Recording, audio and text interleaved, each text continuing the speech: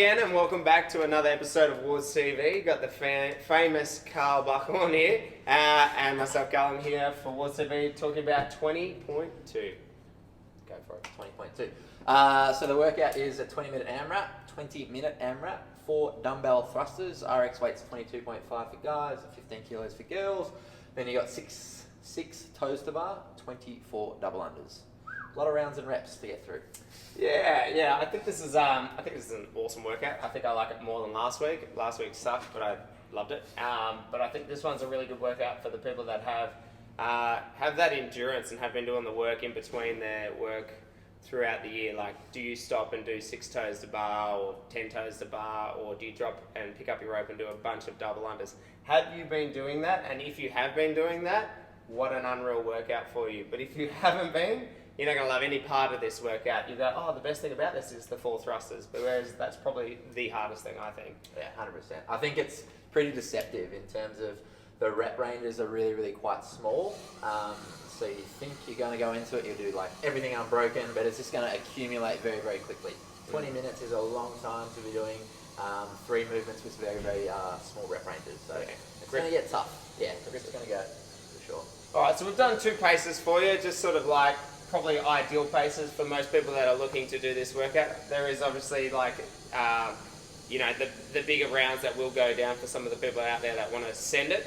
But these are some more realistic paces that I think. And the first one we've gone with is the 1 minute pace, which gets you the 20 rounds. So you're looking at the clock, you're doing an EMOM pace, definitely could break up your thrusters, your toes to bar with small little breaks, not going too crazy on speed, and just staying unbroken, rest, unbroken, and then repeat for 20 rounds.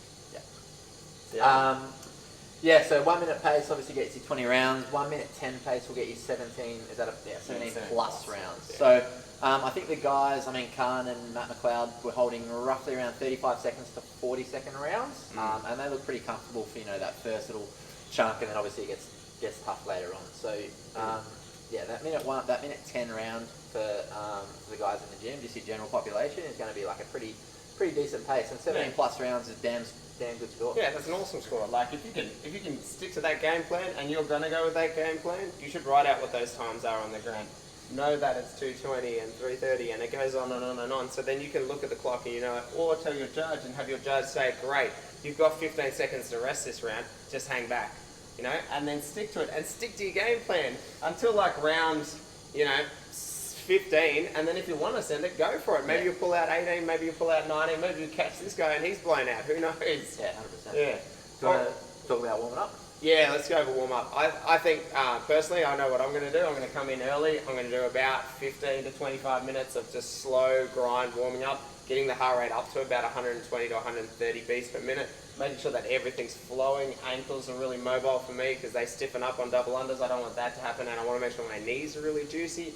I won't do a lot of toes to bar just because I'm confident with my toes to bar, and I don't want to blow out my abs. I want to keep them pretty aggressive.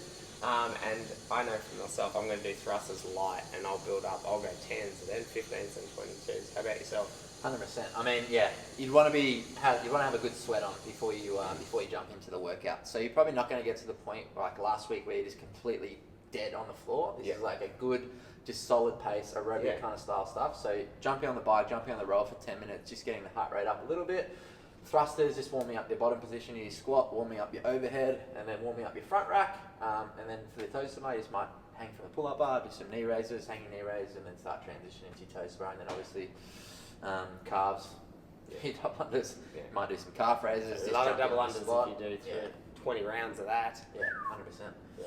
I think something else that people might not think about is if you can warm up your lats really well, being like not doing toes to bar, but maybe doing like a straight arm banded pull, something like that will get you quite a good thickness in your lats, which is something that you want. Because if you're tracking those dumbbells, which people don't think about, the dumbbells kind of like go off your back because you want to kind of back squat it up. That there, if you start then losing it because you've got hypermobile wrists, you're actually going to be doing more work than everybody else that can keep their structure as they're doing that. Like, you're not going to let your knees buckle in when you get tired, but for some reason people like to buckle in this way when they do thrusters. So getting your lats nice and thick before you start, I think that's a good idea. And breathing as well is going to be so much easier when you're in that position. Yeah, because everything's open. If you collapse here, breathing is going to be super, super tough. So that's another important thing. Let's go to some tips that you got for us. Right, so 4 of my kind of top tips for this workout. For me, no matter how heavy those dumbbells are, I'm going to be doing the 4 reps unbroken. I think if you start to break those dumbbell thrusters up into 2 sets, like you do a 2 and then a 2, the time is just going to take really, really slow. Obviously, it takes a while to get those dumbbells on the shoulder for you to complete the reps. So do your best to really, really just grind out the 4 reps no matter what. Okay. Tip number 2. Don't be afraid to go to singles on your toaster bar. You can do singles quite quickly. I know you'll probably go through a bit of a quick technique to that for that tomorrow for the guys, but don't be afraid to just do six quick singles. It's going to be quicker than maybe doing 3 sets of 2, having big breaks in between. So you can just hit 1, drop, jump back up. So singles on the toaster bar might be a go for some of you guys if you can't hold on for those bigger sets. It works. It definitely works. It definitely works. Tip number 3, relax on your double unders. The more wrists you can use when you're doing your double unders, the better off you're going to be for those other movements. Obviously, dumbbell thrusters are shoulder intensive, same as with the toaster bar. So if you can stay really, really nice and relaxed on your double unders, it's going to be massive. And as soon as you start to stiffen up, use your shoulders, it's going to take away from some of the other movements. Pull down, 100%. And last one, similar to last week, pace. Don't go out too hard because you're going to die later on in the workout. It is 20 minutes, it's long. So what I've written here is round 3 should look exactly the same as round 10 and beyond. For me, I know I'm just going to try and hold a pace the whole time. And then hopefully if I've got a bit of gas left in the tank, maybe those last couple of rounds just really, really push. But for me, pace early, try and make every round look the same. Yep. So they're my 4 tips. Top tips. I got my top tips over here. So mine's a bit more clothing orientated. Mine are sweatbands for under your root grips or whatever it is that you use. Definitely wear a grip because the grip is going to give you that hook over the bar, especially if you've got the flap. If you know what that means. If you don't know what that means, you're stuck. But yeah, with that then you can keep it looser. So rather than having it tight and it blows out your forearms and you can't grip it or grip. So you'll have it looser, the sweatband will act as a little block so that your Velcro and whatnot or your buckles don't stab into your hands. Also, all that sweat that's going to be pissing out of you, I don't know if you've worked out at 150 plus beats per minute on a heart rate, but you sweat a little bit when that happens, and you don't want to be going, oh, I've got to go get chalk, pulling a Rich Froning. Dumbbell and rope placement, super important. We've all got rigs against the wall. They set theirs out because it looks better to view it. You're not doing that. It's you, and there's probably like 20 other people in the gym doing it at the same time, at least 10. You can still place that through the gym, and the way our gym's set up, we will be able to go, for some people, if they're short enough, they might even be able to dumbbell thrust. I know I'm going to, underneath the rig. I'm then going to put that down, step straight through and go my toaster bar from that position, drop off that into an angle to pick up my rope, to double under so I can see the clock, place the rope, take a step back, and start dumbbell thrusting. If I can save myself 3 to 5 seconds around there, with my game plan that I have for tomorrow, that's 3 to 5 seconds of rest that I get to keep and add on later in the workout to allow me to hit a pace that I can actually find I'll be able to keep, because I don't have a great gas tank for long distance at one speed, but I can go short, sharp rounds and then rest, and that's, you'll see. Pre-chalk the bar, get up there, chalk the absolute shit out of it, but don't chalk one spot, chalk 2 spots on the bar so that when it does eventually wear out, voila, you've got yourself a whole new spot to grab onto.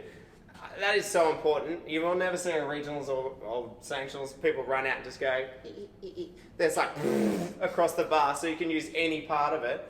That's going to be super important. If you don't have to stop to chalk, you've just saved some time. Unreal. Last tip, keep your shirt on.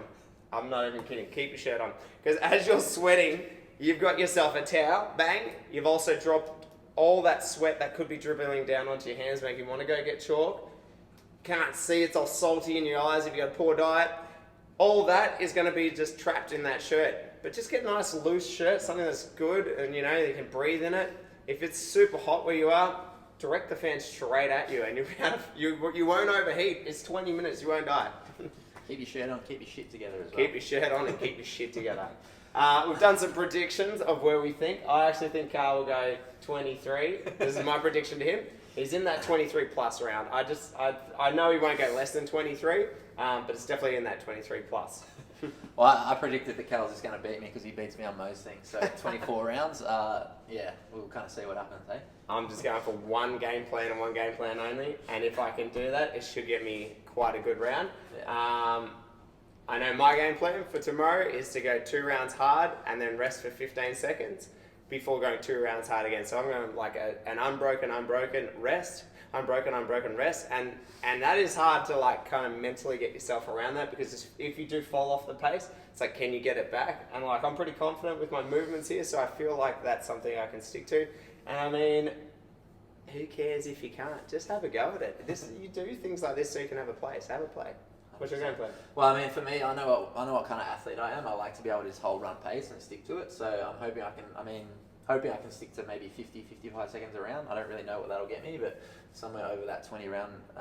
That'll be like a 22 plus, yeah. something like that. So, I mean, I think that's a game plan for me. I'm more of like an aerobic athlete coming from the background that I have. So just being able to hold that pace, yeah, will be ideal. We'll see what happens. Don't trip on those double unders.